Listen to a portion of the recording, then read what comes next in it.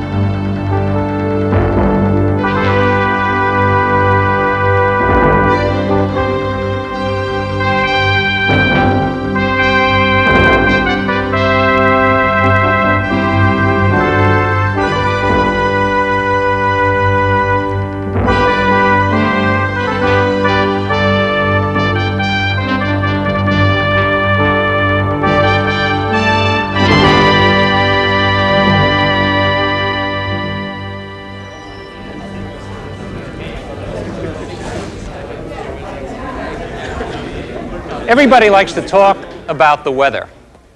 And usually, that means the temperature. No matter whether it's a frigid night in February or a torrid afternoon in August, the temperature is an inescapable part of our lives. And yet all that beautiful physics that Professor Newton taught us seems to have very little to say about temperature. But there is a connection. If I lift this block, I'm doing work against gravity. Once I've done it, the block has potential energy. If I release it, the potential energy will immediately turn into kinetic energy. But look what's happened now. The kinetic energy is gone, the potential energy is gone, and my work is gone. Now, I'm not one of those people who thinks that nobody appreciates his work. But what happened to it?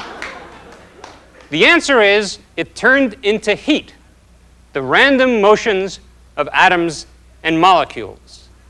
And the evidence for that heat is the fact that the table is just a little bit warmer now than it was before.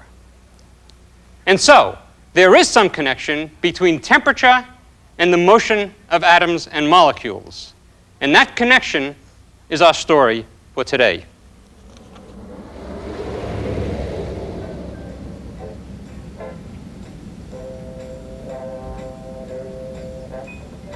A long time ago, scientists concluded that heat is the random motion of atoms and molecules. You're listening to KNT, Radio KNT, Hot Springs.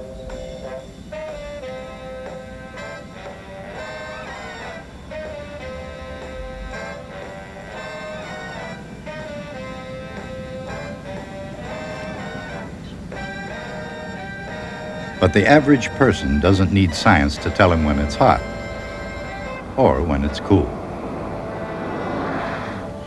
At 25 before the hour, the mercury has passed 112, and where she stops, nobody knows.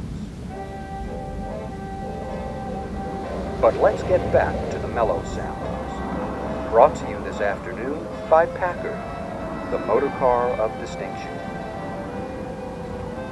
One way or another, temperature affects everything on Earth. Practice and memory, intuition and experience, taste and touch. They all provide a very practical sense of temperature. But knowing, rather than feeling, how hot or cold it really is, calls for some sort of objectivity and some form of quantification. And that calls for some tools of science. A thermometer, for example, one of almost any variety. The style doesn't matter much, as long as it works.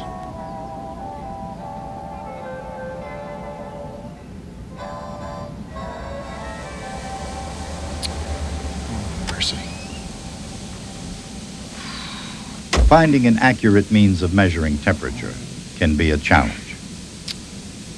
Sometimes it's hard to get a handle on temperature. For one thing, since it lacks physical dimensions, there's no way to measure temperature directly. While the length of an object can be expressed in meters and its mass in kilograms, temperature can be measured only in terms of its effects. And temperature can be measured effectively only when there's an accepted scale.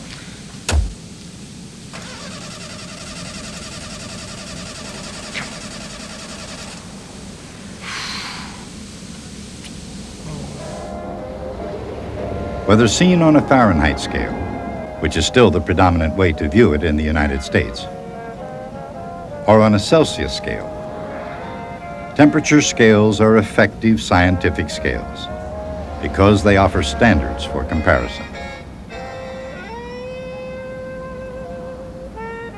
One useful calibration point is the freezing point of water.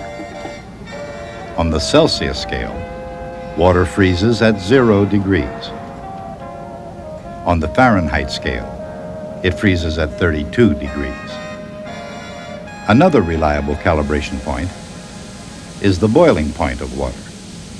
On the Fahrenheit scale, it boils at 212 degrees, and it boils at 100 degrees on the Celsius scale. But water and people aren't the only things affected by temperature, no matter how it's measured. Temperature can also affect pressure. Pressure is the force per unit area exerted, in this case, on the fabric of a hot air balloon.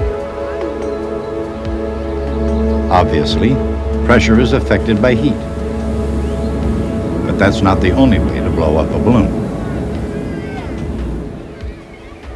How does gas blow up a balloon? Or for that matter, how does it exert pressure against a solid wall? Each time a gas molecule hits a wall, it gives the surface a tiny push.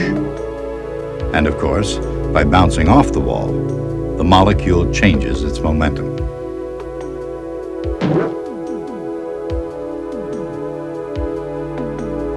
The change in momentum means a force must have acted on the molecule.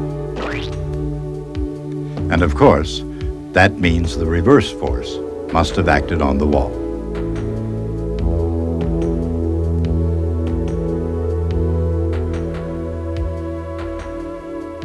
As more and more molecules strike the wall, the individual pushes begin to merge. At an almost unimaginable rate, even within an ordinary gas such as air, there's a steady drumbeat of molecules. Constant, uniform pressure against the wall. This phenomenon is illustrated by a computer calculation of a kind often used today by scientists to help them do research.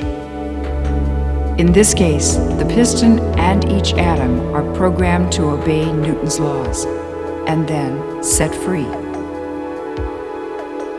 The piston is falling as if under the influence of gravity, but it's held up by the atoms colliding with it. The mass on top of the piston shows how big the pressure is. This kind of calculation is called a molecular dynamics simulation. A molecular dynamics simulation can even help to explain why fuel is needed to keep a hot air balloon aloft.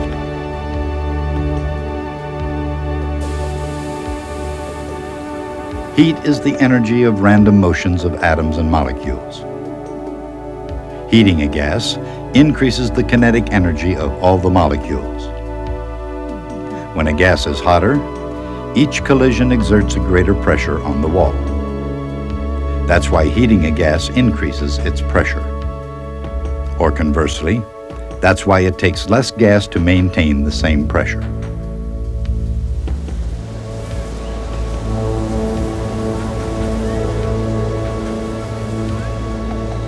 Here, because of the heater, fewer air molecules are needed to provide the balance of pressure from inside the balloon.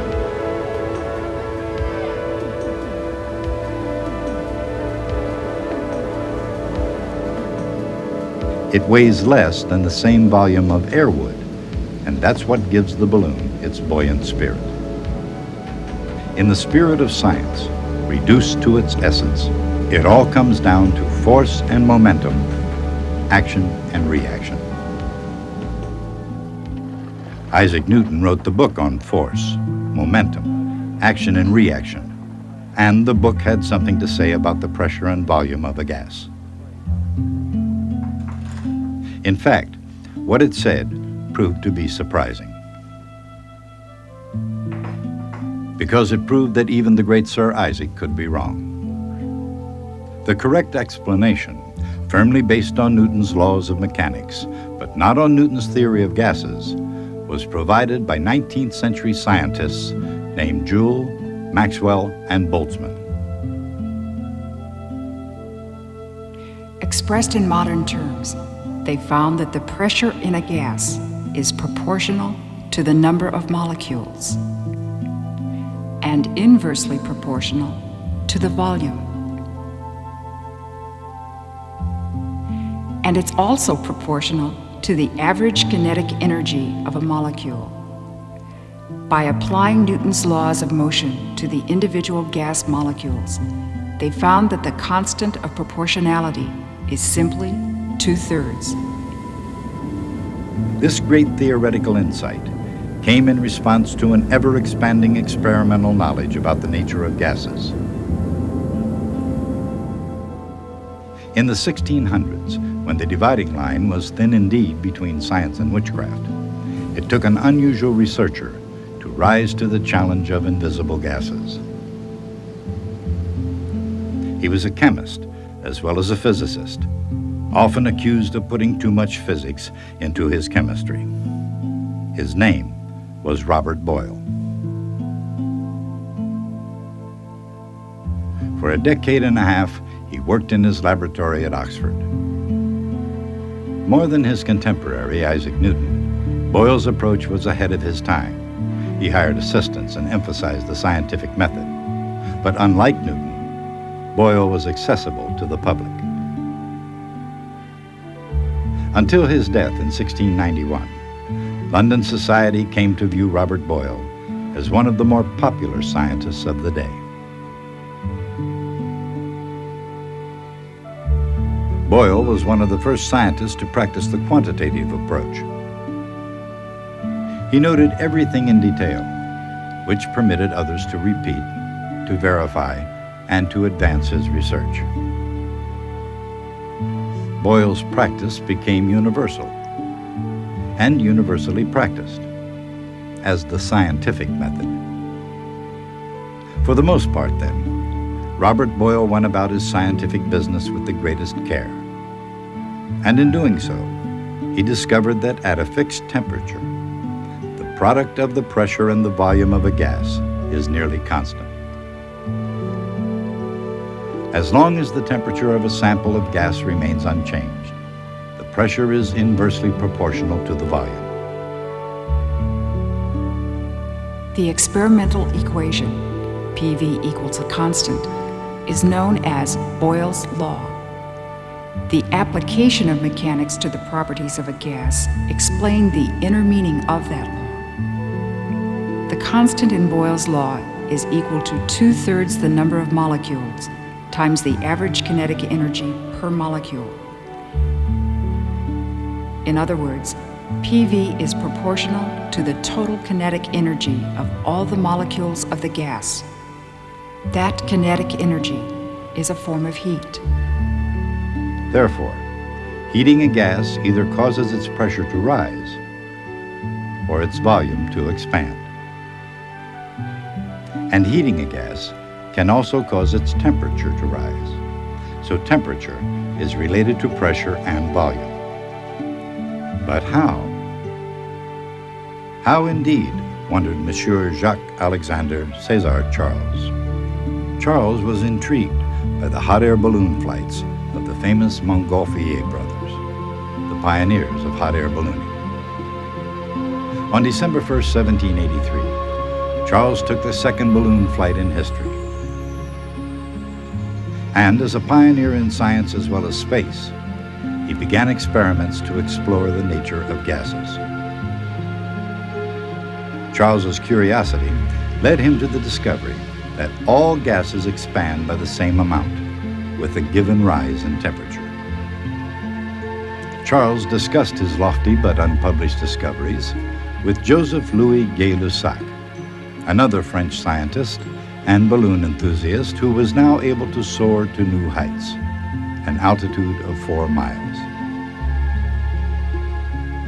Publishing his own work, Gay-Lussac described, criticized, and considerably improved upon Charles's discovery.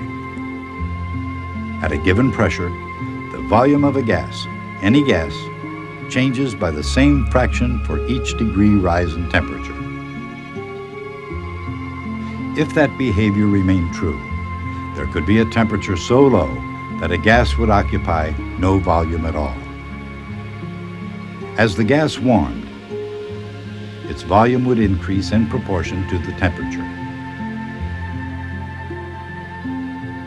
Of course, the reason the volume increases is the increasing heat or kinetic energy of the molecules.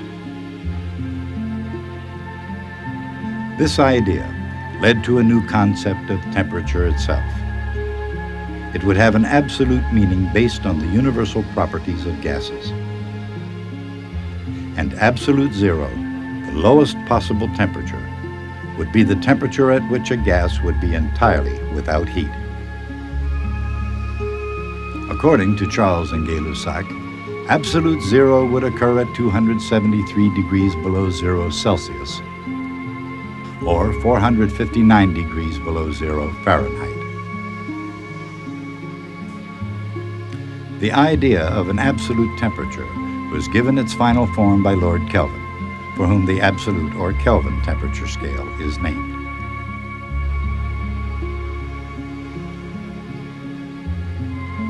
On the Kelvin scale, the temperature is directly proportional to the volume of a gas, as Charles and Gay-Lussac said it should be.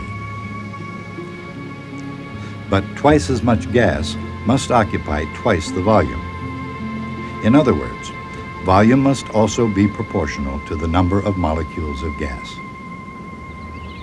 Boyle's law states that at any constant temperature, PV is constant. But if T changes, that constant must also change. So PV is proportional to NT, whether N and T are constant or not. The constant of proportionality, K, is defined to be equal to 1.38 times 10 to the minus 23rd joules per Kelvin. This definition determines the size of 1 Kelvin, and with it fixes the whole Kelvin temperature scale. For example, ice melts at 273 kelvins.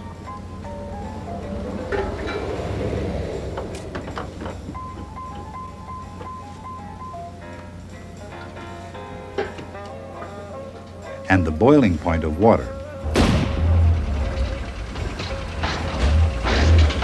is 373 kelvins. Well, I'm here. I wasn't sure she'd even make it. Look at that. I tried driving slower and that made it worse, and then I tried driving faster and that made it worse. I'm glad I found a station with a mechanic so you can have a... Tell you what, I'll bring it up front so you can look at it right now. Room temperature is about 300 kelvins.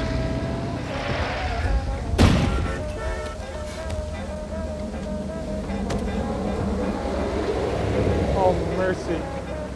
I was afraid of this. I think it must be overheating. In fact, I'm almost sure it is. The surface of the sun, 6,000 kelvins. I had a whole crate of encyclopedias, and I had to throw them off just to lighten the load.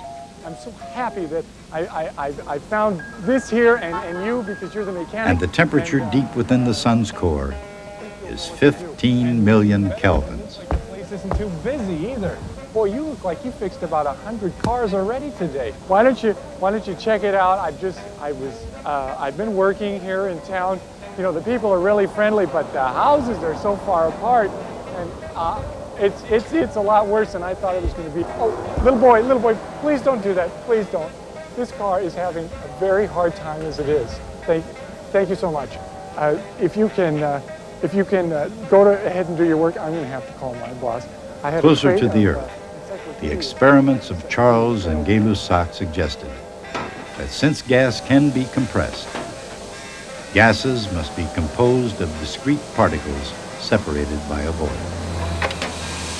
Applying the laws of mechanics to those invisible molecules leads to the kinetic theory of gases, which says that the kinetic energy of a gas, that is, the collective effect of molecular collisions, is what gives a gas its pressure and volume.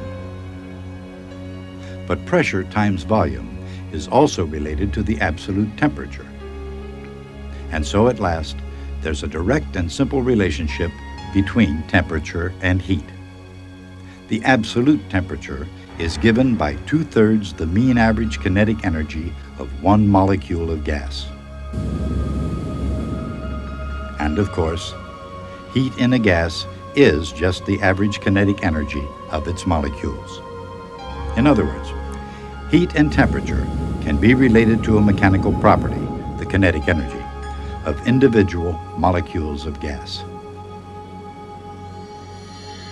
Again, no matter where they rise or fall, all temperatures are related to the pressure of the gas by the equation PV equals nKT. This equation, vital in both physics and chemistry, is called the ideal gas law. Not all gases are ideal, but the ideal gas law nonetheless accurately describes how numerous real gases behave.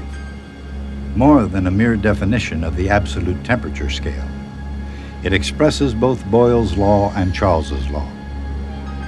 And it leads to a kinetic theory of temperature. I don't suppose you know anything about cars, but look, if you do, you speak right up, because we get some big trouble here. That's for sure. You know, I'm an encyclopedia salesman, and I'd show you some of the stuff that I carried, but I had to throw the whole crate off a while back. And those sweet sounds bring us right up to the hour here at KNT. That's radio, KNT. And now, a word from our sponsor.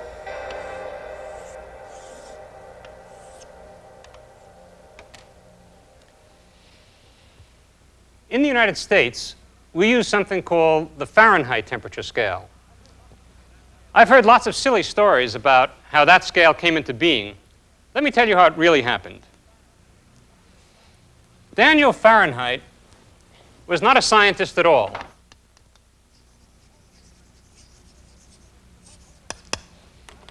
He was a Polish merchant who, during the 1700s, decided to train himself in the newly emerging craft of scientific instrument making.